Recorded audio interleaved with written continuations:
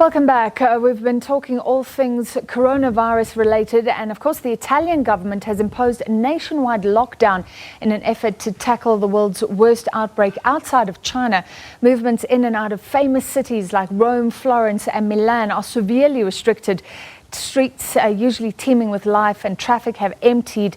There has been imposition of a minimum distance of 1 meter between people in public spaces. Apparently bars are putting down tape.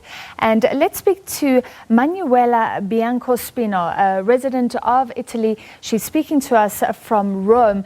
Manuela, thank you for speaking to us. Tell us, what is the situation where you are?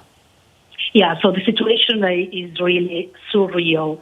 So it has been 2 days I haven't gone out, and 2 days ago Rome was almost empty. I mean, the main streets like Via del Corso, Via dei Condotti were almost empty, and this is real. I mean, something that it seems surreal. And from yesterday, we can go out only if we have a real reason to go out, like if we need to go for grocery, if we need to go to work, it is like an urgence. Otherwise, we have to stay at home. We cannot drive, we cannot walk out. It's really a war. It seems to be in a war, during a war period. Yeah, this is incredible. I mean, do you feel like you're confined, you're stuck at home? Yeah. I feel like that since if I want to go out, if I want to go to work, now I've been working from home, but if I want to go out, I have to sign a self-certification that I'm going to work or I'm going to a certain place. If they find out that this is not real, they can put me on jail for 3 months, or they can give me a fine of more than 200 euros.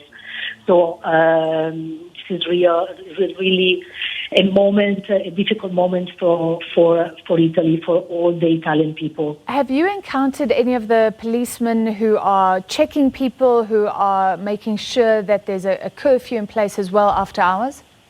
No, because I haven't gone out for 2 days, but I talked to my colleague at work and he was stopped. He was checked if it was real that he was going to work.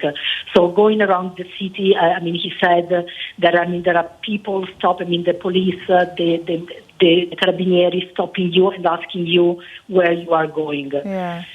And this is very hectic. Crazy. If you had to go now, if you needed some groceries, you are allowed to go to the shops, you said. Are you certain you'd get what you need? Do you know what the situation is in the shops right now? Yes, I know the situation because 2 days ago, before the law was applied to the country, the law of going out only for certain urgencies. I went to a grocery store at 2 a.m. and I had to stay outside the place for at least, it was like between 20 and 30 minutes because we were waiting for other people to come out from the supermarket in order to be at a certain safety distance of at least 1 meter. And most of the food like bread, milk were almost gone. I just had the chance to take some fruit, like some salad, 2 or 3 oranges, but almost, the place was empty. So this was really scary. And this is about keeping 1 meter between people, so the shops have to control the people coming in. But like you say, the streets are very desolate anyway. Yeah, they're desolated. And also, if you want to go to a restaurant, I've heard a person from Milan. He was going out to have lunch after work, and inside a big restaurant there were only 3 people.